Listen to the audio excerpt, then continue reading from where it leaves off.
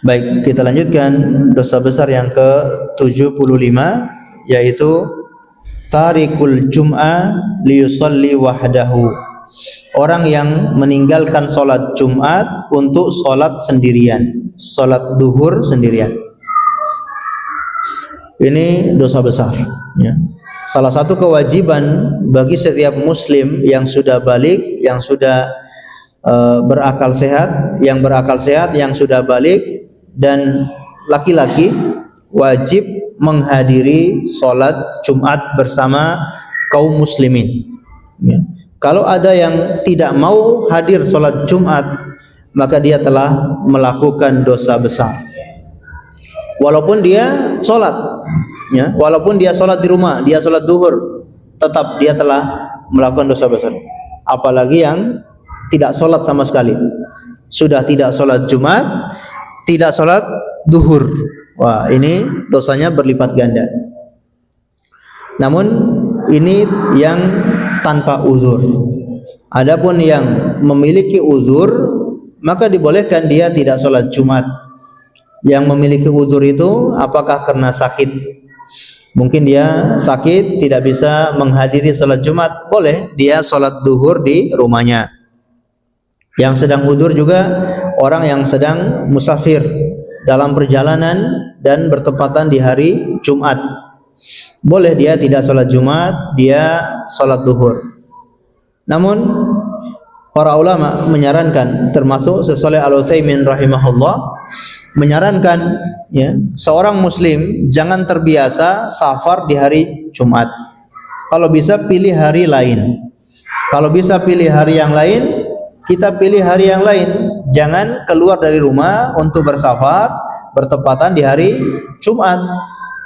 Kecuali kalau memang kita perginya dari hari Selasa atau dari hari Rabu, kemudian dalam perjalanan berhari-hari sampai hari Jumat dalam perjalanan, ini tidak masalah. Tapi kalau kita mau keluar di hari tersebut, usahakan jangan di hari Jumat, ya, karena menghadiri sholat Jumat ini termasuk syiarnya kaum muslimin. Kita ingin bertemu dengan kaum muslimin, kita ingin menunjukkan kekompakan, persatuan kaum muslimin, salah satunya dengan sama-sama menghadiri sholat Jumat. Kalau setiap Jumat nggak pernah hadir, ya, ini tidak pernah kelihatan di dalam masjid, gitu ya. Setiap Jumat selalu tidak hadir.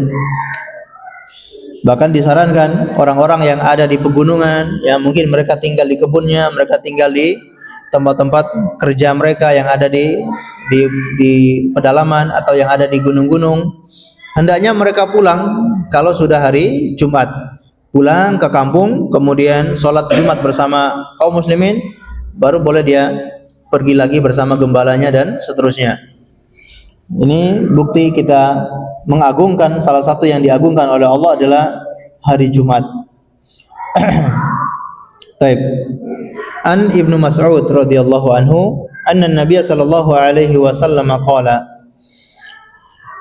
liqaumin yatakhallafuna 'anil jum'ah laqad hamamtu an amura rajulan yusalli bin nas summa ahriku 'ala rijalin yatakhallafuna 'anil jum'ah buyutahum, akhrajahu Muslim. Nabi sallallahu alaihi wasallam berkata kepada orang-orang yang tidak hadir untuk sholat Jumat. Apa kata beliau? Laqad hamamtu an amura rajulan. Aku sudah bertekad untuk memerintahkan salah satu orang untuk mengimami sholat, mengimami manusia sholat. Tsumma ahriku ala rijalin. Lalu aku akan pergi untuk membakar rumah laki-laki yang tidak ikut sholat Jumat. Ancaman yang besar, menunjukkan ini termasuk dosa besar karena tidak hadir pada sholat Jumat. Para sahabat Nabi Shallallahu Alaihi Wasallam, mereka itu untuk menghadiri sholat Jumat itu sejak subuh hari, sejak dini hari atau sejak waktu subuh. Disebutkan para sahabat itu kalau hadir untuk sholat Jumat, mereka masih membawa obor-obor mereka. Berarti suasananya masih gelap, ya. Pada subuh itu mereka sudah langsung pergi ke Masjid Nabawi, mungkin rumahnya yang agak jauh dari Masjid Nabawi, apakah dari Kuba, apakah dari daerah-daerah yang lain yang agak jauh dari Masjid Nabawi, kalau hadir untuk sholat Jumat, mereka hadir membawa obor-obor mereka, karena berangkatnya sejak subuh. Masya Allah. Dan ini untuk mengejar keutamaan sholat Jumat. Siapa yang lebih awal datang sholat Jumat akan mendapatkan pahala sebagaimana pahala seekor unta. Dan akan didoakan oleh malaikat yang menunggu di depan pintu masjid untuk mendoakan siapa saja yang awal datang sholat Jumat. Baik. Ini ancaman Rasulullah kepada orang-orang yang tidak ikut sholat Jumat. Beliau ingin membakar rumah-rumah mereka. Namun beliau tidak jadi membakarnya karena di situ ada anak-anak, di situ ada kaum wanita yang mana tidak wajib Jumatan. Wa qala sallallahu alaihi wasallam, la yantahiyanna aqwamun an da'wahumul jumu'at aw la yahtumanallahu ala qulubihim thumma la yakunanna minal ghafilin. Akhrajahu Muslim. Hendaknya suatu kaum itu berhenti dari tidak menghadiri sholat Jumat. Hendaknya mereka itu tobat dari tidak menghadiri sholat Jumat. Yang biasanya tidak hadir sholat Jumat, hendaknya tobat. Dengan cara apa? Mulai hadir sholat Jumat. Kenapa? Au la yahtimannallahu ala qulubihim. Melainkan Allah akan mengunci hati mereka. Kalau tidak hadir sholat Jumat atau sering tidak hadir sholat Jumat, akibatnya hati mereka akan dikunci oleh Allah Subhanahu wa taala. Kalau sudah dikunci, dikasih nasihat seperti apa tidak mau menerima. Kalau sudah kunci, datang bukti-bukti yang nyata, datang penjelasan-penjelasan yang gamblang pun tidak mau menerima, tidak mau tersentuh sama sekali karena hatinya sudah dikunci oleh Allah Subhanahu wa taala. Naudzubillah min dzalik. Summa la yakunanna minal ghafilin. Dan pada akhirnya mereka menjadi orang-orang yang lalai. Sekali tidak hadir sholat Jumat, kemudian 2 kali, 3 kali, sampai terbiasa tidak hadir sholat Jumat, maka mereka akan dijadikan orang-orang yang lalai. Sudah jadi barang biasa, tidak ada beban sama sekali. Tidak hadir sholat Jumat itu sudah biasa. Naudzubillah min dzalik.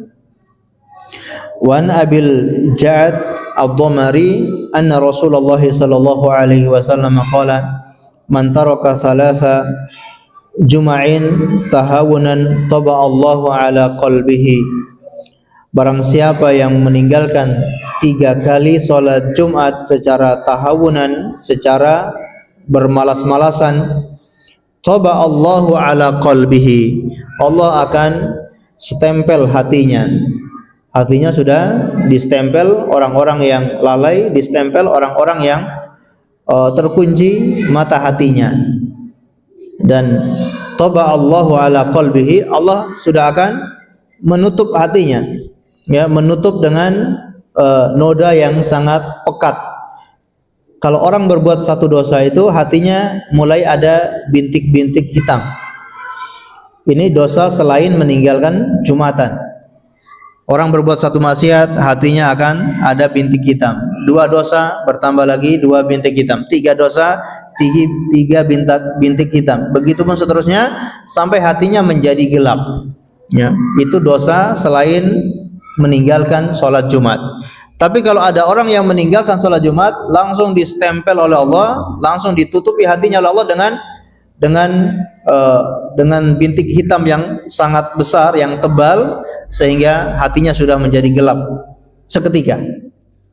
Kalau maksiat yang lain perlahan-lahan bintiknya kecil, kemudian perlahan-lahan baru bertambah besar. Tapi kalau meninggalkan salat Jumat langsung dicap, distempel oleh Allah Subhanahu wa taala. Ini menunjukkan besarnya dosa meninggalkan salat Jumat. Wa an Hafsah radhiyallahu anha anin Nabi sallallahu alaihi wasallam qala rawahal jum'atu wajibun ala kulli muhtalim, rawahun Nasa'i. dari Ibunda Hafsah radhiyallahu taala anha dari Nabi sallallahu alaihi wasallam bersabda, menghadiri salat Jumat itu wajib hukumnya ala kulli muhtalim, wajib atas setiap orang yang sudah balik, ya, hukumnya wajib. Dan ada riwayat yang lain itu khusus untuk laki-laki. Adapun untuk wanita maka hukumnya adalah sunnah. Kalau mereka menghadiri salat Jumat dibolehkan, tidak ada larangan, tapi bukan kewajiban. Kalau mereka tidak menghadiri Jumatan, mereka tidak berdosa. Adapun laki-laki, mereka berdosa kalau tidak menghadiri salat Jumat. Baik, ma'asyiral muslimin dan muslimat, a'azzani Allahu wa iyyakum. Kemudian kita lanjutkan dosa besar yang terakhir, al-kabiratu as-sadisatu was-sab'un, dosa besar yang ke-76, yaitu man jassa 'alal muslimina wa dalla 'ala auratihim, seseorang yang tajassus, yang memata-matai kaum muslimin dan membongkar kelemahan kaum muslimin, terutama dalam kondisi peperangan atau terutama dalam dunia politik, ya, politik di negara Islam. Tiba-tiba ada orang yang tajassus, memata-matai, mencari-cari kesalahan atau kelemahan dari negara Islam tersebut, kemudian dia ceritakan itu kepada musuh-musuh Islam. Dia ceritakan kepada musuh-musuh Islam kalau Islam ini kelemahannya di sini, Islam ini kekurangannya di sini. Maka ini sangat berbahaya. Bisa melemahkan kaum muslimin, bisa membuat musuh-musuh mengalahkan kaum muslimin, dan itu sangat fatal. Kaum muslimin, ya, itu harus menjaga agamanya, menjaga persatuannya. Dia tidak boleh berloyalitas kepada orang-orang kafir. Termasuk bentuk loyalitas kepada orang-orang kafir adalah membocorkan rencana ataupun membocorkan strateginya kaum muslimin, sehingga musuh-musuh Islam bisa mengalahkan kaum muslimin. Di antara dalilnya yaitu wa fil bab hadis Hatib bin Abi Balta'ah. Dalam bab ini ada hadis tentang sahabat Hatib bin Abi Balta'ah. Wa anna Umar radhiyallahu anhu arada qatlahu bima fa'ala famana'ahu an-nabiy sallallahu alaihi wasallam min qatlihi likaunihi syahida Badron. Bahwasanya sahabat Umar ibn Khattab ingin membunuh sahabat Hatib bin Abi Balta'ah disebabkan perbuatannya, akan tetapi dilarang oleh Rasulullah SAW karena sahabat Hatib bin Abi Balta'ah ini mengikuti perang Badar. Baik, sahabat Hatib bin Abi Balta'ah telah menulis surat ke keluarganya ataupun orang-orang yang sudah berjasa kepada beliau di Mekah, menulis surat tentang rencana Rasulullah untuk menyerang kota Mekah. Sahabat Hatib bin Abi Balta'ah menulis surat, kemudian dia titipkan kepada seorang wanita. Dia bayar wanita ini, dia sewa untuk membawa surat itu, suruh kasih kepada sebagian keluarganya ataupun orang-orang yang berjasa kepada dirinya di Mekah, supaya mereka menyelamatkan diri atau supaya mereka pergi keluar dari Mekah, supaya mereka tidak dibunuh oleh kaum muslimin. Jadi tujuannya sahabat Hatib cuma itu saja. Namun turun wahyu dari langit, datang malaikat Jibril menyampaikan kalau ada surat yang dikirimkan Hatib Abi Balta'ah kepada penduduk Mekah. Rasulullah SAW memerintahkan sahabat Ali bin Abi Thalib, kemudian 1-2 orang sahabat lagi untuk mengejar wanita tersebut. Mereka mengejar wanita tersebut dan mendapati wanita itu. Mereka minta surat itu diberikan. Namun wanita ini tidak mau memberikan surat tersebut. Dia tidak mau mengaku kalau dia membawa surat itu. Maka kata mereka, kalau kamu tidak mau akan kami telanjangi. Kalau nggak mau kasih akan kami cari di semua badanmu, kami telanjangi kamu. Wanita ini pun takut dan malu. Dia keluarkan surat tersebut yang dia ikat di dalam rambutnya. Ya, surat itu dia ikat di dalam rambutnya, kemudian dia pakaikan himar ataupun kerudung lagi. Surat ini dibawa ke hadapan baginda Nabi SAW. Lalu Rasulullah memanggil sahabat Hatib bin Abi Balta, ya Hatib, ma hadza? Wahai Hatib, apa ini? Umar bin Khattab yang ada di samping Rasulullah SAW mengatakan, ya Rasulullah, biarkan saya penggal kepalanya. Fa'inahu munafik, karena orang ini munafik. Dia telah membocorkan strateginya Rasulullah, dan itu akibatnya sangat fatal. Kalau orang-orang Quraisy tahu surat itu, kalau rencana Rasulullah ingin menyerang mereka, orang-orang Quraisy pasti tidak akan bisa dikalahkan. Maka tidak ada ceritanya Fathul Mekah kalau surat itu sampai kepada orang-orang Mekah. Tidak ada ceritanya Fathul Mekah. Karena Rasulullah SAW sangat faham orang-orang Quraisy. Dia faham strateginya orang-orang Quraisy. Karena beliau dari orang Quraisy, dia tahu orang Quraisy itu kalau pengen mengalahkan mereka, jangan ketahuan ketika ingin menyerang mereka. Rasulullah merahasiakan penyerangan ini, tidak ada yang tahu kecuali orang-orang tertentu saja yang tahu kalau beliau itu akan menyerang Mekah.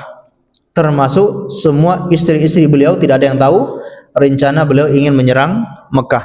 Karena memang orang-orang Mekah ini tidak boleh ketahuan, tidak boleh mengetahui kalau ada rencana penyerangan tersebut. Namun ternyata sahabat Hatib bin Abi Balta ingin mengirim surat kepada penduduk Mekah. Namun begitu Umar bin Khattab ingin memenggal kepala Hatib bin Abi Balta, kata Rasulullah SAW, tidak wahai Umar, fa'innahu syahida badran, karena sesungguhnya dia itu ikut di dalam perang Badar. La'allallah ayattali'a ala qalbi ahli al-badr faqala i'malu ma syi'tum qad ghafartu lakum. Bisa jadi Allah Subhanahu wa taala melihat kepada hati-hatinya para orang-orang yang ikut di perang Badar, kemudian Allah berfirman, i'malu ma syi'tum, berbuatlah sekehendak kalian, qad ghafartu lakum, aku sudah ampuni kalian semuanya.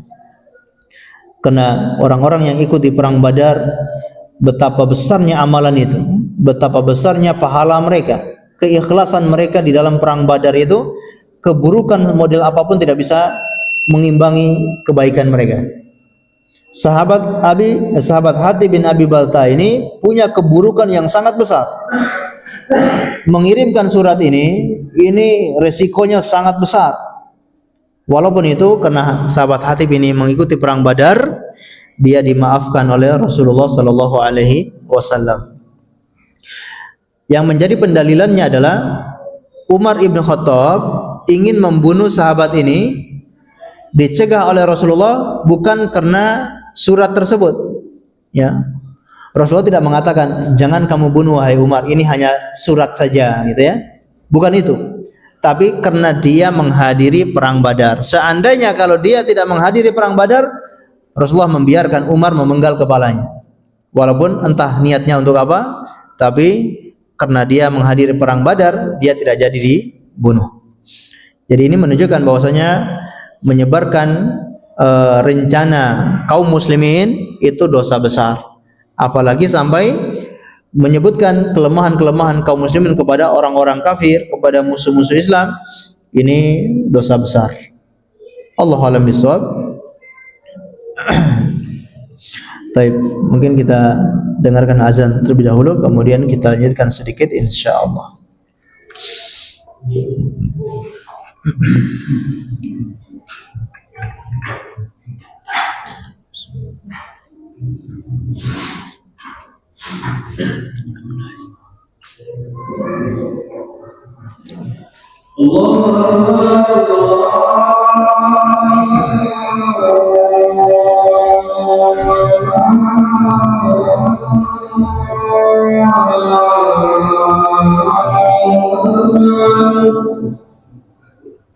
Allah.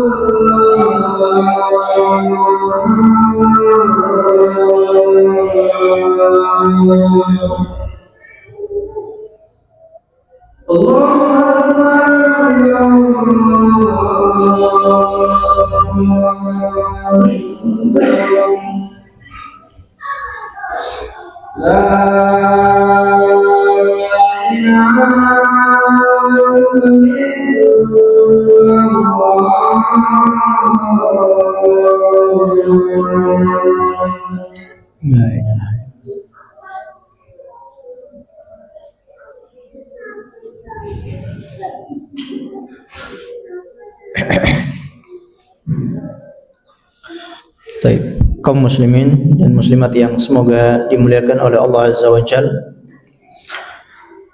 Kata Imam Az-Zahabi rahimahullahu taala, "Famana'ahu an-nabiy sallallahu alaihi wasallam min qatlihi likaunihi syahida Badran." Rasulullah SAW melarang sahabat Umar bin Khattab untuk membunuh sahabat Hatib bin Abi Balta disebabkan karena sahabat Hatib ini menghadiri perang Badar. Seandainya kalau dia tidak menghadiri perang Badar, sudah diizinkan untuk membunuh sahabat tersebut. Menunjukkan kalau membocorkan rahasia kaum muslimin ini termasuk dosa besar. Fa in tarattaba ala jisihi wahnun alal Islam wa ahlihi. Jika akibat dari informasi yang disampaikan kepada orang-orang kafir itu bisa melemahkan Islam dan melemahkan kaum muslimin, wa qatlil muslimin, bahkan bisa membuat kaum muslimin terbunuh, wa sabbi wa asarra wa nahaba, kemudian bisa menyebabkan kaum muslimin tertawan ataupun dirampas harta benda mereka, au syai'in min dzalik, ataupun sesuatu dari itu, fa hadza mimman yas'a fil ardi fasadan wa ahlakal harthi wan nasl. Orang seperti ini dia telah membuat kerusakan di muka bumi ini, dan dia telah membuat kerusakan apakah pada manusia, pada tumbuhan maupun pada hewan. Karena kaum muslimin, orang-orang Islamlah yang memelihara bumi ini. orang Islam yang memelihara bumi ini, mereka yang memelihara tumbuhannya, mereka yang memelihara hewan-hewannya. Dan dengan adanya kaum muslimin, mereka beribadah kepada Allah, mereka beristighfar, mereka berzikir, akhirnya Allah menurunkan air hujan untuk menumbuhkan tumbuh-tumbuhan, untuk menghidupkan hewan-hewan yang ada di muka bumi ini. Itu disebabkan karena adanya kaum muslimin. Kalau tidak adanya kaum muslimin, maka Allah akan membinasakan orang-orang selain kaum muslimin. Allah akan menghalangi hujannya, Allah tidak menurunkan hujannya, Allah tidak akan menumbuhkan tumbuh-tumbuhannya kalau tidak ada kaum muslimin. Nah, kalau ada orang yang membocorkan kelemahan kaum muslimin, kemudian kaum muslimin ini dihabisi oleh orang-orang kafir, maka dia telah sama saja membuat kerusakan di muka bumi ini. Wa tu'inu qatlihi wa haqqa 'alaihi al-'adzab, atau dia membunuh atau dia membantu orang kafir untuk menyerang kaum muslimin, maka dia pantas mendapatkan azab. Nas'alullah al-afiyah, nas'alullah al-afiyah, kita memohon kepada Allah keselamatan. Wa bid darurah yadri kulli dhi jisin anna namima idza kana minal kabair fa namimatul jasus akbar wa a'dham bikatsir. Kita tahu bahwasanya, atau tidak dipungkiri lagi, bahwa namimah itu, mengadu domba itu termasuk dosa besar. Mengadu domba antara dua orang itu sudah dosa besar, apalagi ini mengadu domba di antara kaum muslimin, membocorkan rahasia mereka, atau mengadu domba antara kaum muslimin sehingga dikalahkan oleh orang-orang kafir, maka tentu dosanya lebih besar dan lebih banyak azab dan siksaannya. Allahu a'lam bishawab. Kita sudah selesai membahas kitab Al-Kabair, dosa-dosa besar. Alhamdulillah, ya. Ada berapa semuanya? 76, Masya Allah, ya. Semoga Allah menghindarkan kita semua dari dosa-dosa besar tersebut. Amin ya rabbal alamin.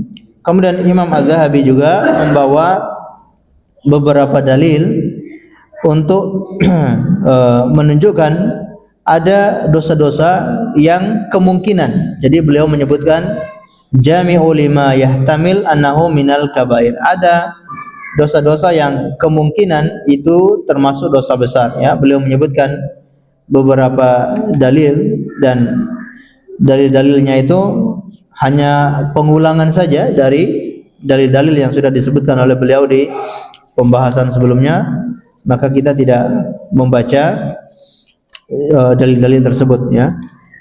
Allahu a'lam bishawab. Kemudian untuk selanjutnya kita akan membahas kitab yang lain, yaitu kitab Usul As-Salasah. Kitab Usul Salasah yang biasanya kita pelajari di hari Ahad pekan keempat, insya Allah digeser, dipakai untuk dibahas di hari Kamis, setiap Kamis.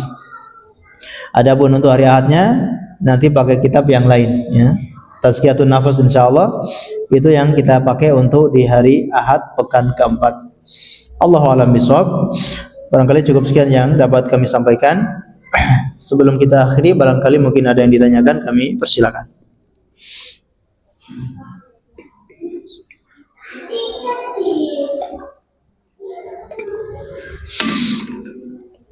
Alhamdulillah, kita akhiri dengan membaca doa kafaratul majlis. Subhanakallahumma wa bihamdika asyhadu an la ilaha illa anta astaghfiruka wa atubu ilaik. Wa sallallahu ala nabiyyina Muhammad wa ala alihi wa sahbihi wasallam. Terima kasih atas segala perhatiannya, mohon maaf atas segala kekurangannya. Wa sallallahu ala nabiyyina Muhammad wa ala alihi wa sahbihi wasallam. Assalamualaikum warahmatullahi wabarakatuh.